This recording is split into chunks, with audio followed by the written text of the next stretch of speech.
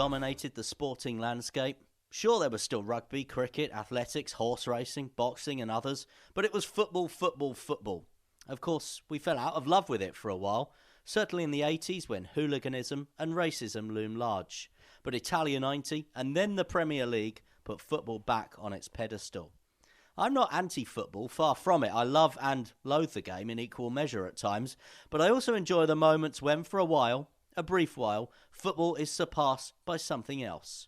In 2003, when England won the Rugby World Cup, rugby union became the new football. In 2005, when England won the Ashes, cricket became the new football. And in 2019, women's football became the new football as the Lionesses reached the World Cup semi-final. Then, a few weeks later, cricket became the new football as England won the World Cup, and now, rugby union's the new football as England face South Africa in the World Cup final. Maybe, who knows, in 2020, Team GB and Para GB will be the new football. And basically that's what we're all about on Anything But Footy, Olympic and Paralympic sport. In hindsight, we probably should have called it the new football. I'm Michael. And I'm John, and in the next half an hour, another Brit wins judo bronze in a Grand Slam as Andy Murray's back for the British bid for the new-look Davis Cup competition. We'll all run through the new rules and schedule for you. British badminton pair are back on form, and there's more swimming records broken, while the IPC, that's the International Paralympic Committee to you and me, welcomes 4 new nations to the Paralympics. You can get in touch with us on Anything But Footy. You can drop us an email, anythingbutfooty@gmail.com. You can tweet us at anythingbutf. You can find us online on the web now, anythingbutfooty.com. And we're also on Facebook, on YouTube and on Instagram. We love to get your messages. What should we be talking about on Anything But Footy? And please like, share, subscribe, rate and comment on Apple Podcasts. We do love to hear from you. So, the big news this week, Michael, once again, is the whole fallout from Alberto Salazar and Nike. Yeah, the potted history of this, of course, and the reason we all know the name Alberto Salazar in this country is he was Mo Farah's coach, famously. Coach Mo Farah to numerous Olympic and World Championship medals. There's been a 4-year investigation by US anti-doping authorities about Alberto Salazar and the Nike Oregon project. This was the long-distance running centre that essentially he ran in the United States. Now, the conclusion of that is that he's been banned for various doping offences in the last few weeks and won't be able to play a part in athletics for the foreseeable future. Now, Mo Farah actually split from Alberto Salazar. So, you know, as everyone has always said, and I think it's quite right to continue to say, is that this doesn't affect what Mo Farah is doing currently in terms of him trying to establish himself as a world-class marathon runner. But this is just the latest scandal for Nike, who obviously put their name above the door. This was their project. Alberto Salazar was their man. And it came hot on the heels of this alleged gender discrimination as well, which Nike were involved in, where some leading athletes, people like Alison Felix, who should be a name up there in the world of track and field with Usain Bolt for what she's achieved. She obviously came out along with others to say that when they were pregnant, they weren't getting paid what they were getting paid when they weren't pregnant. So there's been 1, 2, 3, 4 different scandals involving Nike. More over the years. You could go back to Tiger Woods, who was a Nike athlete, of course, as well. And I think it's just got a little bit too much. The heat has been very much on, shall we say, Nike in the last few weeks. The Nike Oregon project's been closed. The website's gone. The social media accounts have gone. There was an Alberto Salazar fitness building at I presume that's just called the fitness building now. There was, back in the day, another scandal Nike were at the heart of, a Lance Armstrong building there. That, again, is probably just known now as the building. They've taken Lance Armstrong's name off. And I guess this has gone right to the top, and their CEO, Mike Parker, has stepped down after 13 years in charge. Well, it seems like Nike have finally listened to their own slogan, do the right thing. Yeah. Because, you know, he's 13-year tenure as CEO. He'd been at the company since 1979. And his backing of Salazar, even after, you know, he was banned for 4 years for doping violations. And continuing to back them because they are essentially going to fund the appeal process which is taking place. So they're still not really admitting that they think Alberto Salazar has done anything wrong, and that is an appeal process that, of course, will follow. Yeah, and he said that Nike knew nothing as they eventually closed that project down, that you rightly say. But you're right, his leadership is now coming to an end, and I just think it had to happen, that the noise was too much. There was too much damage to the brand, if you like. You know, brand, as we've talked about on Anything But Footy in various episodes, is so important these days. It's why we've got our own flashy new mic muffs that we're talking into with Anything But Footy on. You know, it is the brand and you have to protect it. And they were being criticised left, right and centre. And so have their ambassadors. Again, it's something we've talked about in the last few weeks. People who are paid by Nike to say nice things about them have been criticised because of, you know, them. They haven't been able to do that, and you know they've stuck by it. And I think it's the right decision. And it'll be interesting to see the new guy coming in, John Donoghue, who is a current Nike board member and a CEO of what they're calling the Cloud Computing Company Service now, it's called. Catchy.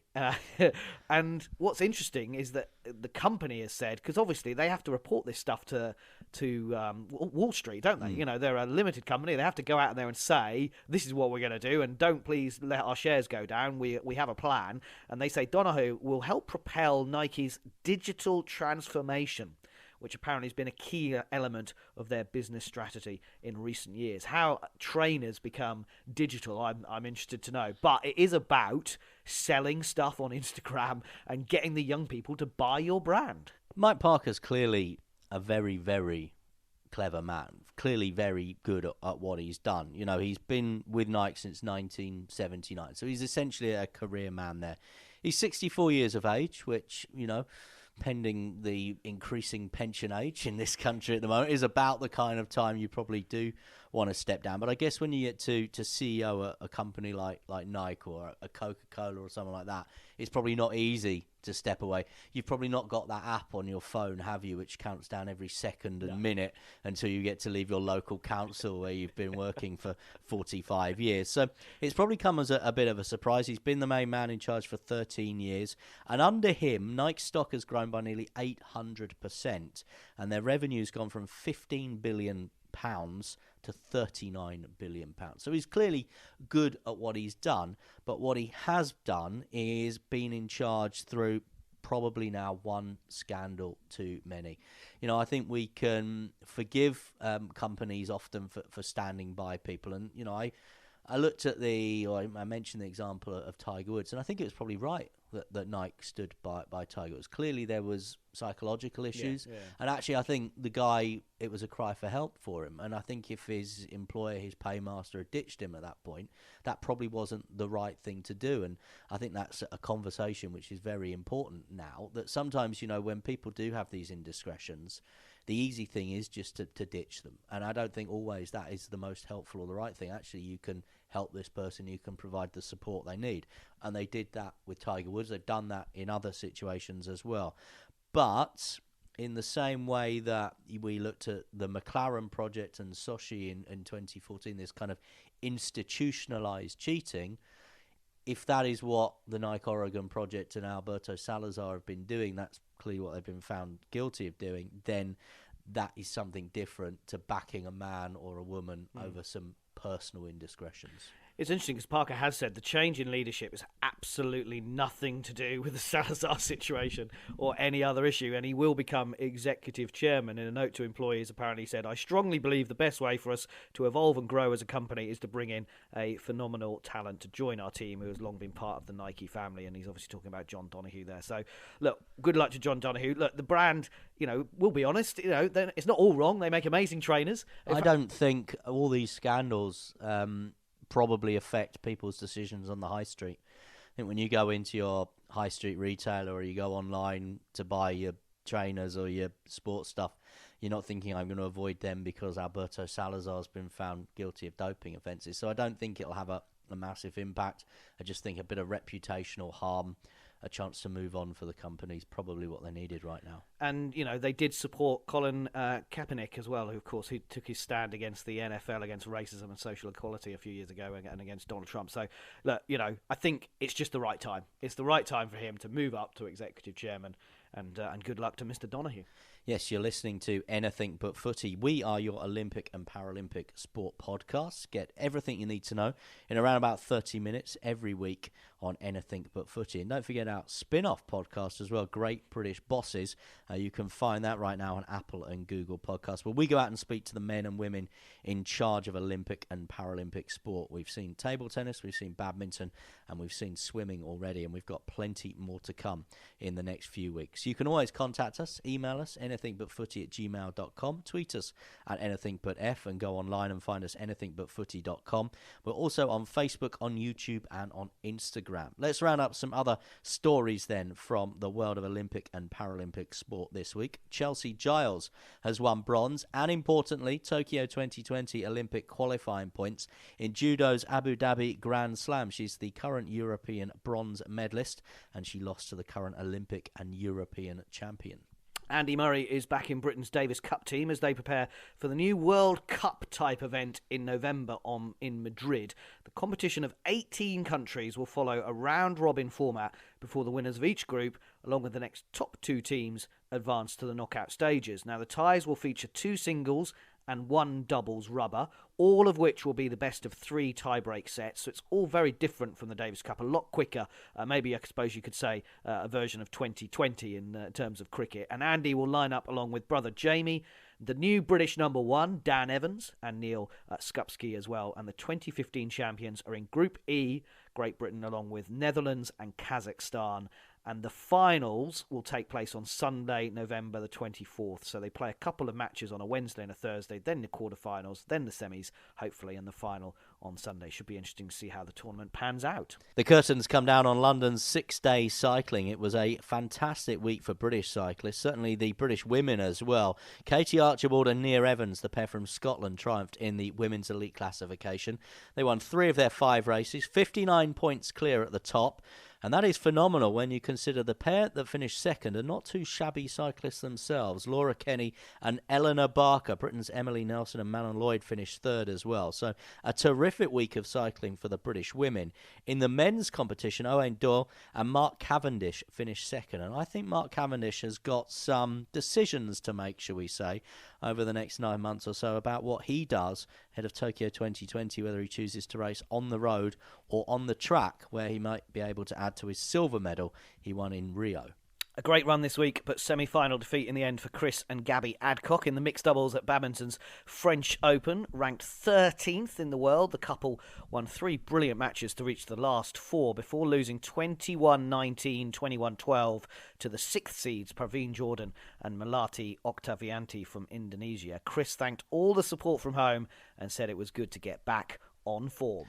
Now, we probably wouldn't be here if it wasn't for Mum and Dad? a certain Prime Minister, John Major.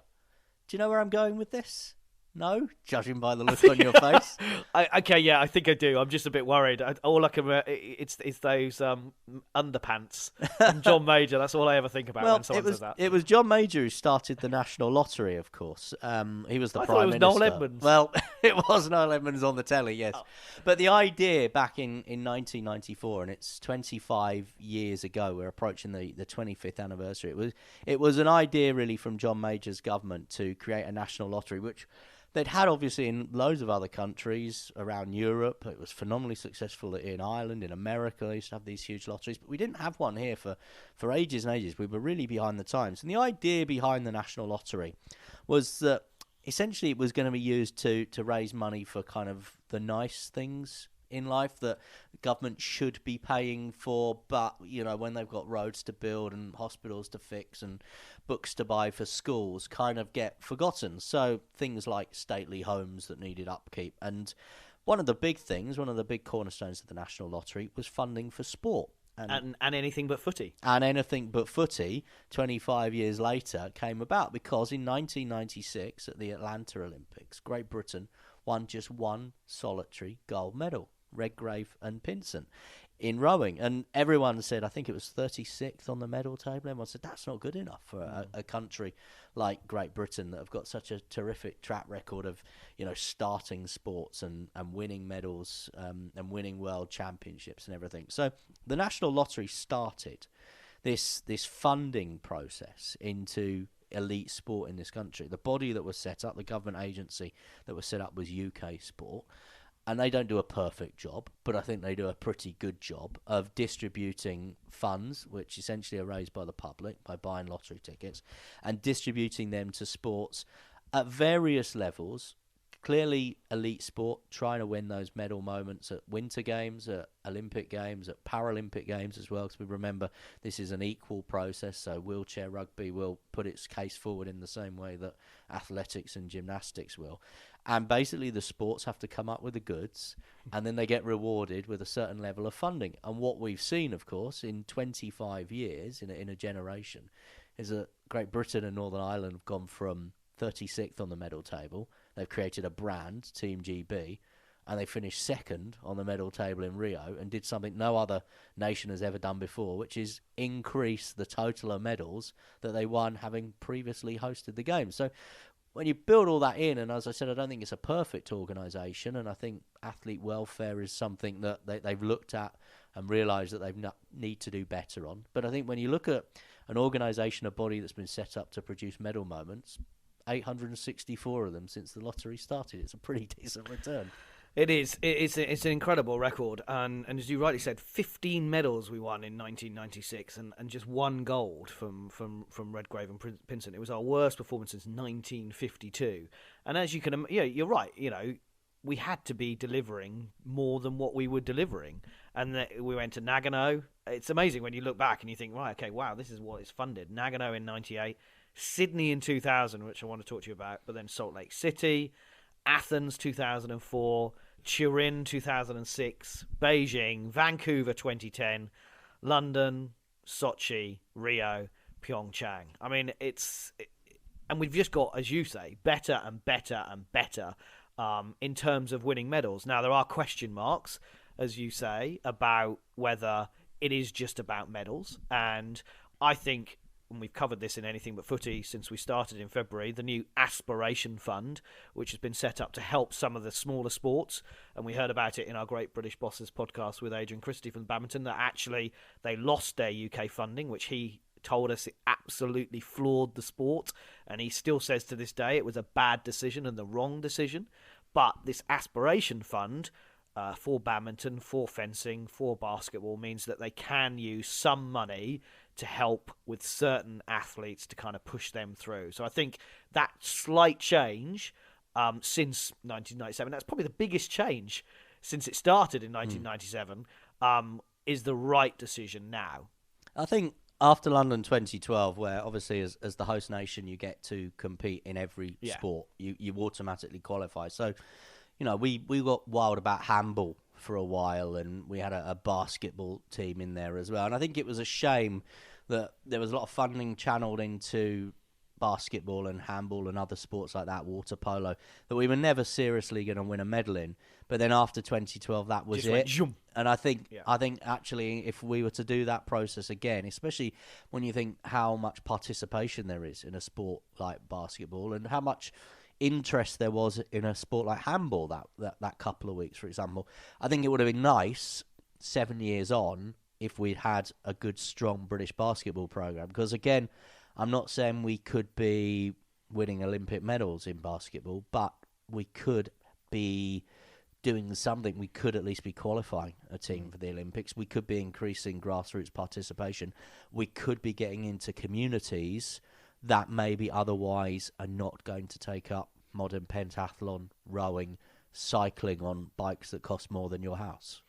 I think that after London 2012, I think they thought that they could reduce the amount of money they were spending across all of the sports, but what they didn't really realise is how successful it was and how amazing it made the country feel So then you have to kind of maintain that level to then keep moving forward. And they actually increased the level up to Rio, didn't they? Which is why then we did better than we even did hosting the events. And I think you're right. I think after 2012, they kind of thought, well, we can cut some of the other sports. Well, actually, they should have shared a bit more some of the money. But look, that is, that's hindsight, and they've learned from it and they've changed it. And the Aspiration Fund is the right thing to do. And, with the impending B word that's probably happening or not happening, who knows, this week or the next month or the next 5 years. But, Brexit. that funding will be maintained. We know, we've been told that they're having those conversations with UK Sport now for Paris 2024. We haven't even had Tokyo yet, and they're now thinking about it. There's an appetite in Whitehall to cut sport funding, and that's certainly the intel that you and I have been given by the people that run British Sport on our spin-off podcast, Great British Bosses. There's not that appetite, and it would be the wrong thing to do. And I think when you have the Olympics, the Paralympics, the Winter Olympics, the Winter Paralympics, so you've got these 4 events that come around, plus then things like the European Games, the World Beach Games as well. Now there's going to be others that kind of come up on the rails. There's this new multi-sport European Championships, which Glasgow hosted, of course, as well. There are going to be more and more opportunities as a nation to come together and support the Team GB as it is. And also UK Sport bring major sporting events to the country. So, in March 2019, World Taekwondo came to Manchester. We've seen World Road Cycling. Again, UK Sport helped back that. Bringing those people out into those arenas, onto those streets to watch those sporting events, that is all about what London 2012 was about, inspiring future generations, getting school children, getting people a bit fitter. And I've said this before on previous episodes, but you see every town and city in the country has its own 10K run or half marathon or triathlon or something these days. All those things I think are fantastic for that bigger picture of just getting people out active and doing something. Yeah. And I think it's interesting with the lottery, and it started, as you say, 97 really for the Olympics, for the Olympic money and Paralympic money. Sydney, so 3 years later? I mean, it's 20 years ago now. We'll have to do a special pod on Sydney because I think Sydney was one of the best games. But these, we won 1 medal, Redgrave and Pinsent, in 96. 4 years later, the Summer Games, a total of 28 medals, 11 were gold. And I just thought it was worth mentioning those gold medalists from Sydney because, again, it showed how far we've come. And I think they're names that most people will recognise. So Jason Queally in the cycling. It totally changed. We talked about it in the last pod about Chris Boardman coming through in Barcelona in 92. But Queally was the start of this funding era, and British cycling have just gone on from there. Richard Folds in the shooting. Cracknell, Foster, Pinsent and Redgrave in the rowing obviously go down in history. Denise Lewis in athletics, the men's 8 in the rowing as well. Attrill, Dennis, Douglas, Hunt Davis, Gruber, Lindsay, Scarlett, Trapmore and Kieran West. Jonathan Edwards in athletics. And then your 3 sailors, Shirley Robertson, Ben Ainsley, Sir Ben Ainsley, Ian Percy, Audley Harrison in boxing, who became a massive star, Audley Harrison, and boy did he mess it up when he turned professional, but what a shame. And then Steph Cook from modern pentathlon. These are all names, when I was looking at this and going, I can picture it. I can picture each medal moment and the kit and what they were doing and their celebrations. So on that, is it, maybe shame is not quite the word, but when there's been so much medal success in more recent editions of the Games, that is now not a immediate way of making a name for yourself or making money. Because I was reading an article in one of the Sunday newspapers with Roger Black, silver medalist in 96, and he was able to say that, he came back with a silver medal from Atlanta and was able to make a 6-figure sum that year because there weren't many other medalists. Now, even a gold medal in Rio or Tokyo doesn't guarantee you an opportunity to really make as much out of it as perhaps it did 20, 30 years ago. If you're coming back as one of, 185 medalists in the Olympics and Paralympics in London 2012, how do you therefore convert that piece of metalwork into something that will take you through for the rest of your life? That opportunity's probably not there, whereas all those people you named in Sydney are probably still making a living off the fact they won that medal in Sydney, but there will probably be medalists from Rio British medalists from Rio that have struggled since, just because there is such a volume of medalists. It doesn't even guarantee you a place on Question of Sport these days. I think that's fair, and I think it probably goes back to why you compete in sport. If you want to compete in sport because you want to do it for the rest of your life and you want a career after it, then yeah, you are now, because you win so many medals, you're not going to do that necessarily, and you have to be the best that you can be, or change the way that you do. Like what Laura Kenny has done. You have to now be a multiple gold medalist, Olympic medalist to make that breakthrough with the general public. Otherwise you entered your sport for the glory of it. You've got a limited period of time to, and you're well funded while you're doing it, and that's what the UK Sport National Lottery model is all about. It means you don't have to go and work, stack shelves, or pick up dustbins, or whatever else it is that you want to go and do. But trying to then find your way in the world afterwards can be difficult now, because you are one of an increasing pool of people with your talent. And maybe it goes back to, we talked about how the biggest change in UK sport was this year with the Aspiration Fund. Moving forward, maybe some of that funding needs to help people have a career afterwards, because you win because you're winning so many medals, as you say. You can't then rely on them to be media stars or personalities or whatever. You have to then try and help them retrain, or go and do what they want to do moving forward. And there's lots of transferable skills. So if you've won an Olympic medal, you've done that through hard work and dedication. So you can go and run leadership seminars, you can go into business, you can coach business leaders, but not everyone is going to get that opportunity to go and do that. There's only so many motivational speakers that have won an Olympic medal that are going to get enough bookings, if you like, throughout the calendar year to keep your head above water. And just final point on this, you mentioned Steph Cook there winning a modern pentathlon medal in Sydney. And one of the legacies of that was Samantha Murray then winning a silver medal in 2012 in London, the last medal for Great Britain of the Games. She won that silver medal. And I was speaking to her this week, actually, at one of these UK Sport National Lottery events that were held in Stratford. And she's kind of struggled, I think, a little bit to find her feet as to what to do next. Now, she'd won a silver medal in 96. She'd be in the situation Roger Black's in, where, in this article about his finances, he lives in £1 million plus house in Surrey and can earn a 6-figure salary every year because people remember him because he was one of the few at that point. Samantha Murray's trying to carve out her next career, 7 years on from winning an Olympic silver medal. And that, as you say, is maybe where UK Sport National Lottery funding might be able to help that next generation, whether that's helping with leadership, whether that's going into coaching, administration of sport. I just think sometimes we just cut these athletes off, and we should be bringing them in to try and, get involved in the administration of their sport. Just before we move on, I've thought of two things. Firstly, Christmas game. Can you name anyone who won a medal in Atlanta apart from the gold medalists? Because you've mentioned Roger Black there. I think Jonathan Edwards won silver. Yep. In the triple jump in Atlanta, but Ben Ainsley. Did he? Yeah, I think he won silver, didn't he? Or Ben Ainsley, I think, won his first gold. I tell you what, it's a Christmas game, so it's that, and also, it's go back and look at who of those medalists for Britain, those 15 medalists, did they then get better because of funding that came in? Did they then go and win more medals? Jonathan Edwards obviously did. Ben Ainsley won silver, didn't he? Behind shite of Brazil, because then he won his 4 golds. Yeah. So Sydney was his first gold. Yeah. So he got better. Jonathan Edwards got better because of the funding.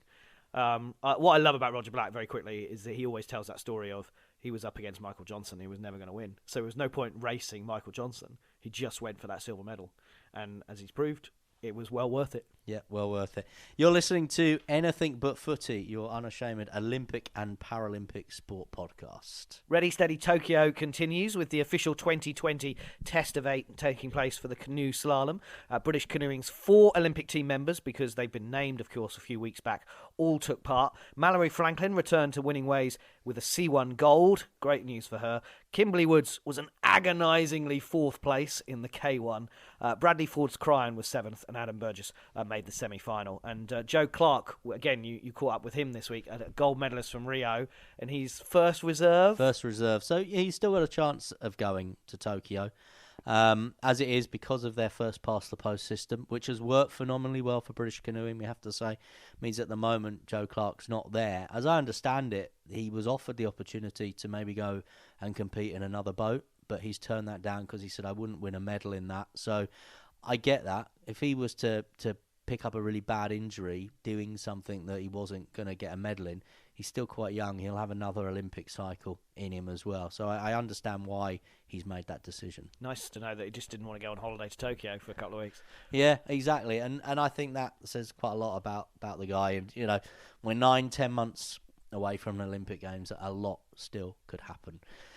Talking of Olympic Games, we've won another medal, which might sound a little bit surprising as we talk, but yes, we've won a bronze medal in bobsleigh. John Jackson, Joel Fearon, Bruce Taskett and Stuart Benson will finally receive their Sochi 2014 bronze medal at the Team GB Ball at the end of November. It follows the disqualification of 2 Russian crews following doping offences that all came out, of course, with the McLaren report. So it's been a long time coming. Obviously, the bigger picture for bobsleigh was it's missed out on funding because at the time, of course, it didn't get that medal.